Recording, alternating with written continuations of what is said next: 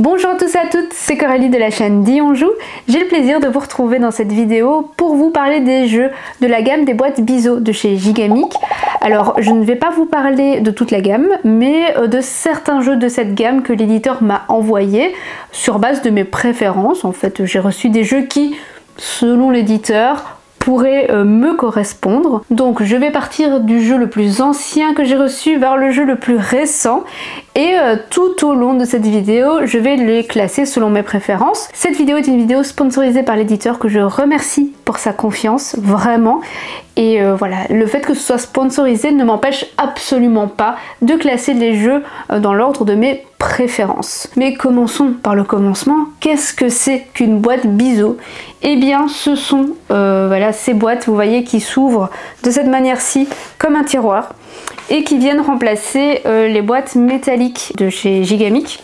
Donc par exemple pour le 6 qui prend, vous aviez originalement voilà ce type de boîte, et ça en fait ça a été complètement remplacé par des jeux donc de la gamme Biseau, hein, ils appellent ça les boîtes tiroirs. Toutes ces boîtes métalliques tendent à disparaître. Si vous en voyez encore dans votre boutique de jeux préférés, c'est que ils n'ont pas encore écoulé leur stock. Moi je trouve ça bien plus sympa que les boîtes métalliques. Vous me direz ce que vous en pensez vous en commentaire, mais moi les boîtes métalliques ça n'a jamais été quelque chose que j'ai aimé. Je préfère vraiment beaucoup ce format-là et de loin. Et en plus d'être plus joli esthétiquement, il y a aussi un aspect environnemental puisque ces boîtes-ci ont une empreinte carbone qui est vachement réduite. Et vous voyez à l'intérieur, bah, tout est en carton. Il y a quasiment plus de plastique. C'est à 95% en carton et en papier. Moi je trouve que c'est une très bonne initiative. Cette gamme de boîtes Biseau elle est faite de plein de petits jeux. Donc à l'approche de Noël, c'est cool si vous voulez faire un petit cadeau supplémentaire ou si vous voulez apporter un jeu de cartes à jouer qui sera facilement transportable, qui se jouera assez rapidement. Du coup la vidéo est là, vous pourrez faire votre choix parmi la gamme. Vous verrez un petit peu de tout, il y a des jeux qui tirent plus vers l'ambiance, d'autres qui proposent un peu plus de stratégie, il y a des jeux qui sont même accessibles à partir de 7 ans et qui peuvent aussi pour certains se jouer jusqu'à 8 joueurs, mais on va découvrir tout ça ensemble. Le premier jeu dont je vais vous parler, c'est un jeu qui date de 1994, enfin dans sa version originale en allemand. Ce jeu, c'est un jeu qui est hyper connu, c'est le 6 qui prend. Alors je dis que c'est un jeu qui est hyper connu, moi je viens juste de le découvrir parce que j'y avais jamais joué avant et j'avais fait un petit sondage sur Instagram et je pense qu'il n'y avait que moi dans ma communauté qui n'avait jamais joué à 6 qui prend. Est-ce que c'est la honte? Peut-être un petit peu, mais en tout cas c'est bon, c'est réglé, maintenant j'y ai joué. Le 6 qui prend, qu'est-ce que c'est? Je suppose que je vais m'adresser aux quelques personnes du coup qui n'y ont jamais joué comme moi, mais il y en a, donc on y va pour les explications. Le 6 qui prend, c'est un jeu dans lequel vous devez ramasser le moins de têtes de bœuf possible. Les têtes de bœuf, c'est les petits pictos qu'il y a sur certaines cartes. Alors bien sûr, il y aura des cartes qui n'auront pas beaucoup de têtes de bœuf, et puis il y en a que vous voulez absolument éviter parce qu'elles vous rapportent full tête de bœuf. Donc le grand perdant sera celui qui aura le plus de têtes de bœuf. Au début de la partie, chacun va recevoir 10 cartes et lors de la mise en place, il y a 4 cartes qui vont être disposées sur la table et qui marquent en fait le commencement des 4 rangées. Les deux grands principes du jeu, c'est que déjà de 1, les cartes ne peuvent être placées que par ordre croissant. Donc vous ne pouvez pas mettre une carte de plus faible valeur dans une rangée que la dernière carte qui s'y trouve. Et le deuxième grand principe, c'est que la carte que vous allez ajouter, en fait, doit aller dans la rangée où il y a la plus petite différence entre ces deux cartes. Donc si jamais vous jouez un 35, qu'il y a une rangée qui se termine par un 25 et une rangée qui se termine par un 30, vous êtes obligé en fait de placer votre carte dans la rangée où il y a le 30. Bien sûr il y a des cas de figure où ça va plus aller. Le premier cas de figure c'est en fait vous avez une carte plus faible que la dernière carte de chacune des rangées. Dans ce cas, eh bien, vous choisissez la rangée de votre choix, vous prenez toutes les cartes de cette rangée et vous les mettez de côté. Et deuxième hypothèse dans laquelle vous ne voulez pas vous retrouver, le jeu s'appelle le 6 qui prend. En fait, une fois qu'on doit mettre la 6e carte d'une rangée, eh bien on se prend toutes les cartes de cette rangée également. Moi, comme je vous le disais, j'avais n'ai jamais joué au 6 qui prend jusqu'à présent, mais en fait c'est pas plus mal parce que ça me permet vraiment d'avoir un œil neuf sur le jeu et de me dire bon voilà, c'est un jeu qui vient de fêter ses 30 ans. Est-ce que c'est un jeu qui a mal vieilli ou est-ce que c'est un jeu qui a traversé les âges et qui est toujours aussi agréable à jouer? Eh bien je vais vous le dire, c'est super bien. Franchement, moi je l'ai trouvé hyper efficace ce jeu. Je comprends le succès qu'il a parce que c'est vraiment chouette. Moi je sais que c'est un jeu que j'aurais vraiment plaisir à ressortir, plaisir à faire découvrir autour de moi parce que du coup j'ai initié personne autour de moi, donc je sais que je vais pouvoir initier des gens. C'est très fourbe, moi j'adore ça. C'est hyper rapide, c'est très simple, on peut jouer à ça vraiment avec n'importe qui. Donc c'est ce qui prend.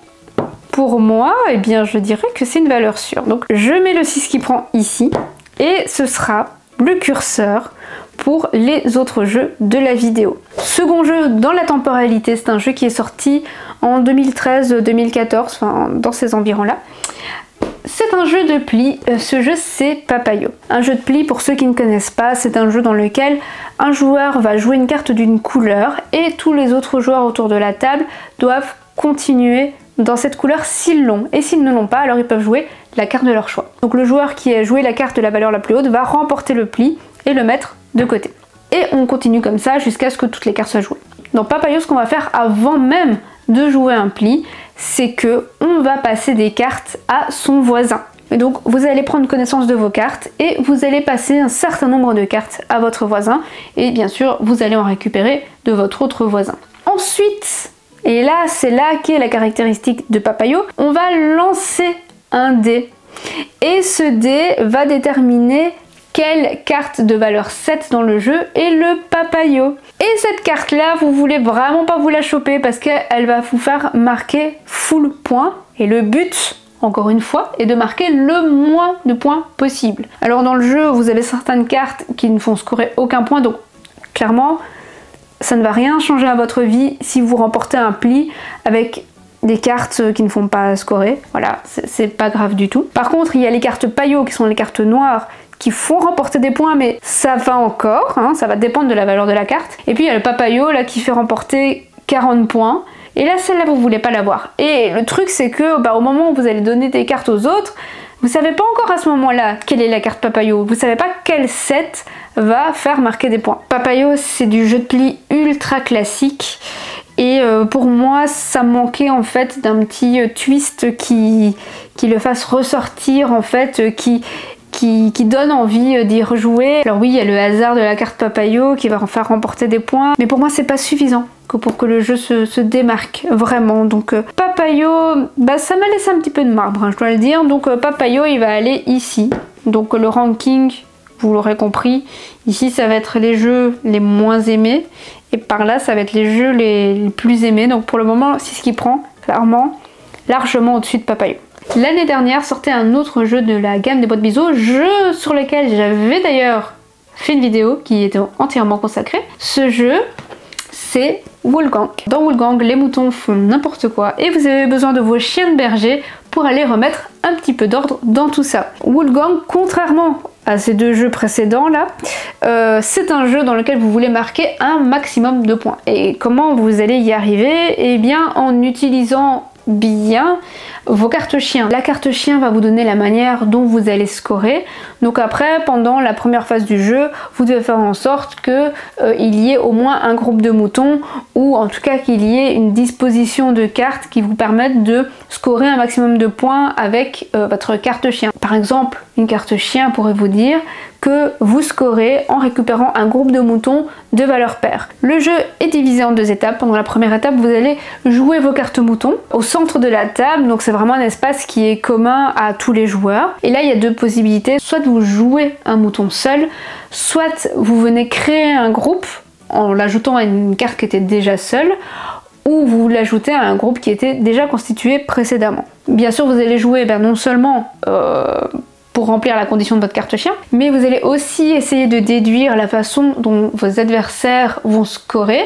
Bien sûr, vous ne voyez pas leur carte chien, mais dans la façon dont ils jouent, bah voilà, ça va vous donner des petits indices, donc vous allez essayer de les empêcher de scorer, de faire un petit peu foirer les combinaisons de moutons qu'ils sont en train de faire. Et il y a aussi des cartes actions qui vont vous permettre de, il y a parfois rassembler deux groupes en un seul groupe, ou alors justement de séparer un groupe en plusieurs tas. Et une fois que tout le monde a joué ses moutons, on va jouer soit une carte niche ou une carte chien face cachée. Pourquoi est-ce qu'on joue une carte niche qui est vide si bah en fait au final il n'y a aucun groupe, aucun mouton qui nous fait scorer de points, bah alors autant garder son chien peut-être pour plus tard et ne pas l'utiliser pour rien parce qu'on sait très bien que ça va rien nous faire scorer. L'image de la boîte n'est absolument pas trompeuse, c'est-à-dire que c'est un jeu dans lequel on va vraiment s'embêter les uns les autres.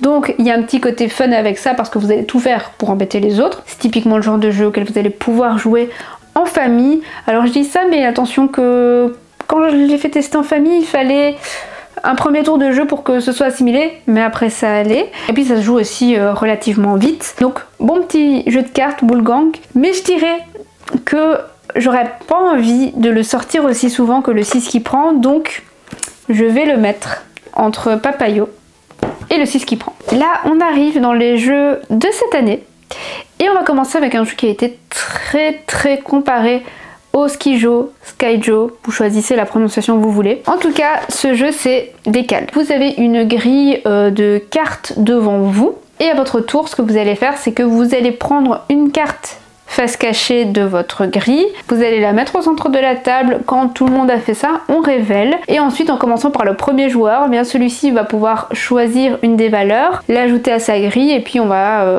faire ça dans l'ordre du tour. Comment est-ce qu'on va choisir cette carte? Comment est-ce qu'on va bien agencer ces chiffres? Eh bien le but en fait c'est d'avoir au moins deux valeurs les mêmes qui se touchent. Tous les chiffres qui vont avoir le même chiffre à côté d'eux vont s'annuler en fin de partie. Mais attention, parce qu'il y a une condition de placement. Vous pouvez pas juste prendre la petite carte et la placer comme vous voulez dans votre jeu.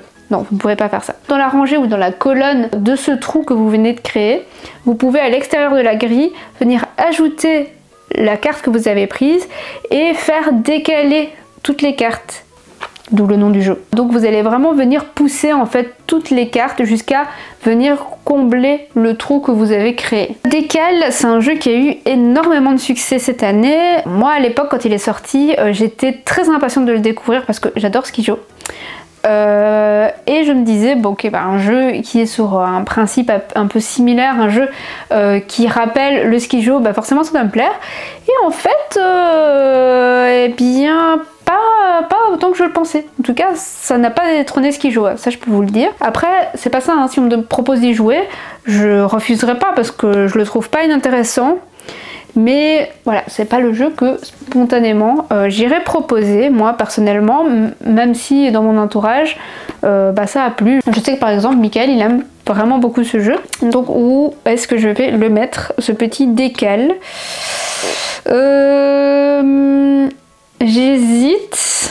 Ah, je vais quand même le mettre ici, entre Boule Gang et 6 qui prend. Parce que même si je dis que ça prend pas comme les autres, c'est parce que les autres s'enthousiasment vraiment beaucoup. Et moi je m'enthousiasme pas autant.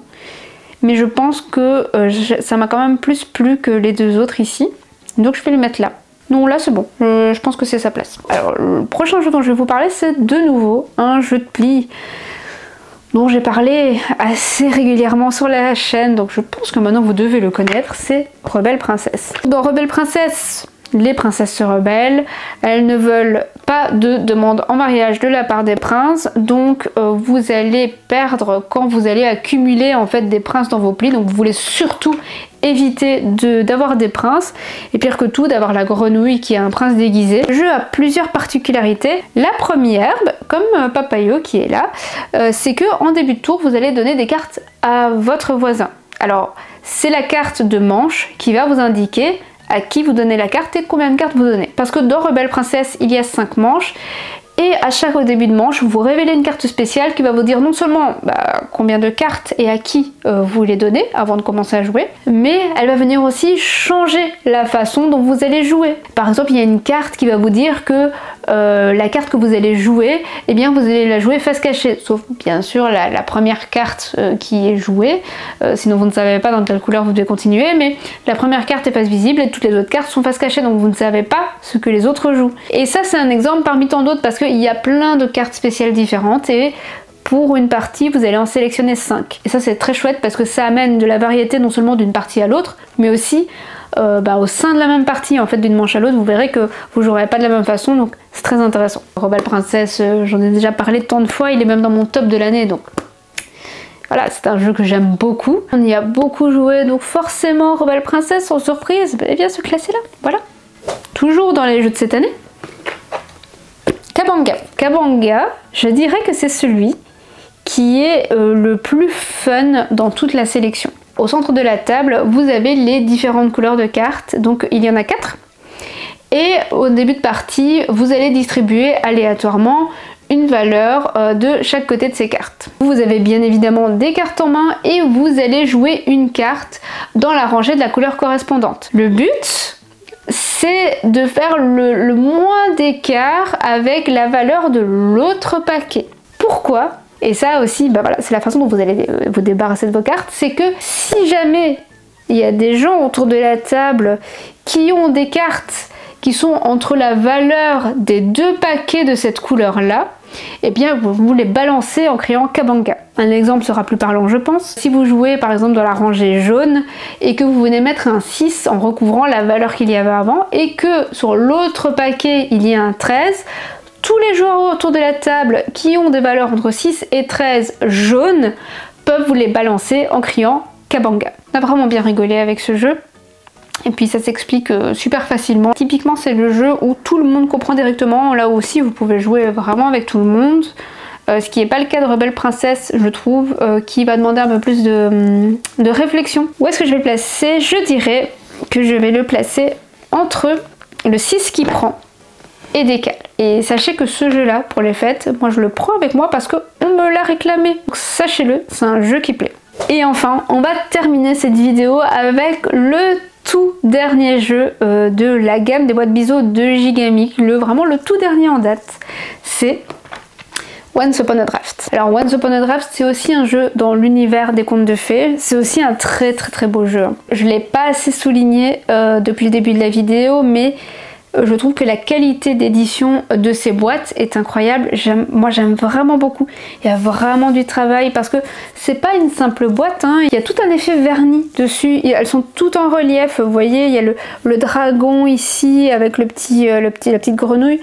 Tout est en relief, le titre aussi. Il y a beaucoup de soin, je trouve, qui est porté à l'édition. Et alors vous verrez qu'il y a à chaque fois des petits éléments même qui sont cachés. Donc par exemple si vous regardez celui-ci à l'arrière, hop, vous voyez, il y a le chat.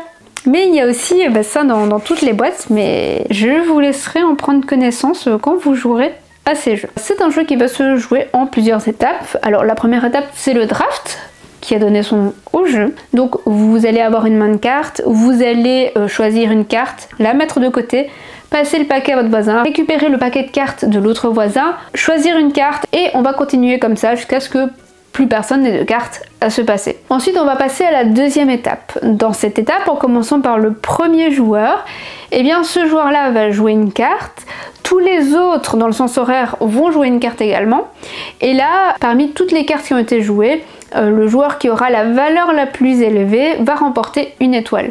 Le but bien sûr à la fin de la partie est d'avoir le plus d'étoiles possible, mais vous allez voir que vous allez pouvoir remporter aussi des cœurs, des émeraudes, etc.